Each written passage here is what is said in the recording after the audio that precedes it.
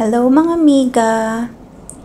Magandang araw po sa inyong lahat. Ngayon po ay tayo ay maglalakad-lakad dito po sa Causeway Bay at papunta po tayo sa Victoria Harbor at ang pagpunta po natin doon is dadaan po tayo dito sa Victoria Park. So, ayan. So, itong bridge po na to is dito sa Causeway Bay.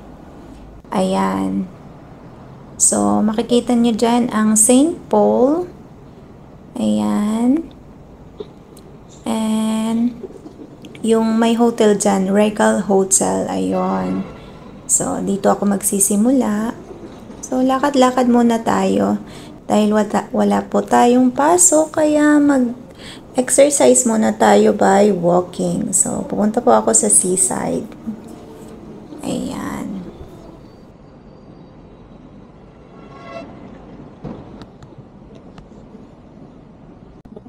So, andito ako ngayon sa Victoria Park. One part of Victoria Park ito. Ayan. So, na-amaze ako dun sa mga dove. Ayan. So, binidyohan ko sila saglit. O, diba? Ang aamo nila. Ayan. So, bawal pong pakainin yung mga ibon dito. Ayan.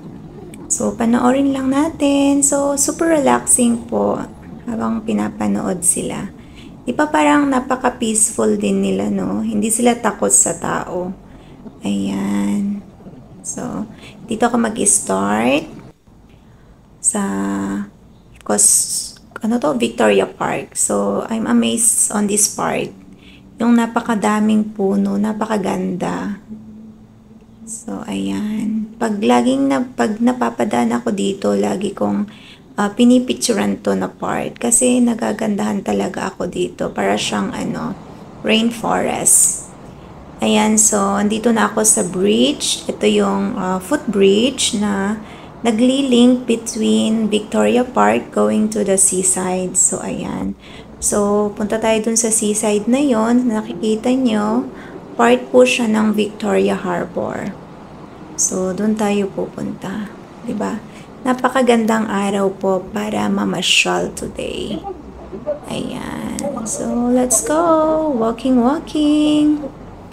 Ayan. Daan tayo sa stair kasi pababa. Pero pag paakyat, syempre mag-lift tayo, di ba? Nakakapagod umakyat ng stairs. Ayan. Ayan. So, itong part na to is part po siya ng yacht clubs. Ayan. So, makikita nyo yung mga yacht-tran. So, napakadami. Kasi dyan yan, paradahan po yan ng yacht.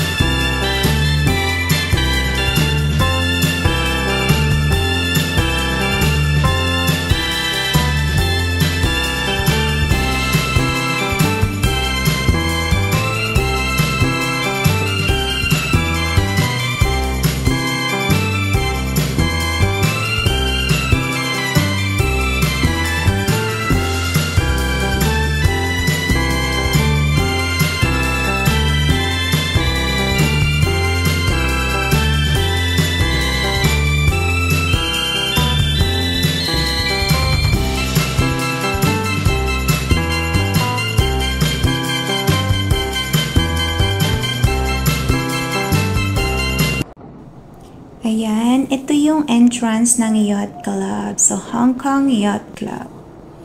So, ang hirap i-pronounce po. Ewan ko if I'm right or wrong. Bahala na kayo mag-adjust.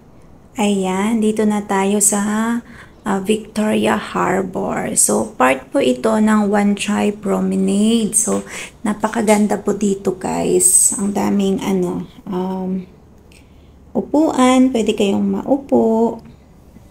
Ayan, mag-take photo, hintayin ang sunset. So, napakaganda. And may din po dito, duck boat na pwede nyo pong rentahan. Ayan. Ito po banda yung dock boat na pwede kayong maglayag dyan, sakay nung dock boat.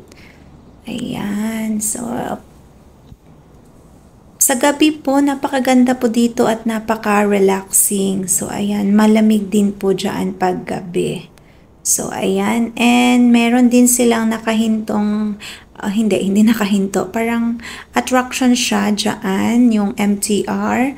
Pwedeng pumasok dyan, take photos, pero hindi ako pumasok. Ayan. So, napakaganda po dito guys. One time pasyalan nyo po. Or pwede din yung hintayin ang paglubog ng araw kasi maganda din yung sunset dito. Ayan. So, enjoy kayo guys. Hanggang dito na lang po ang aking pamamasyal dito sa Victoria Harbor Wan Chai Promenade. So, ayan. Kasi napakalawak po ng Victoria Harbor. So, andito po ako sa part ng Wan Chai Promenade. So, makikita nyo dito yung newest attraction, yung sa may lights. Ewan ko anong tawag doon. Pero ngayon, kapag maaraw, pag daytime, hindi siya masyadong maganda, parang ganyan. Kasi sa gabi lang siya dapat. Ayun. Pag sa gabi yan, nag-iilaw yan, yung nakapalibot na yan, yung black. Napakaganda niya po pag sa gabi. So, ayan.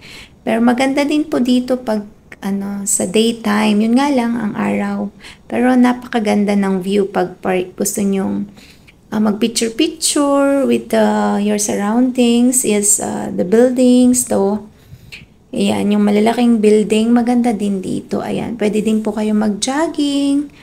Ayan, or chill-chill kasi maraming mga benches. Ayan, so, ayan, thank you and bye. Ayan, and don't forget to like and subscribe guys. Ayan, thank you so much.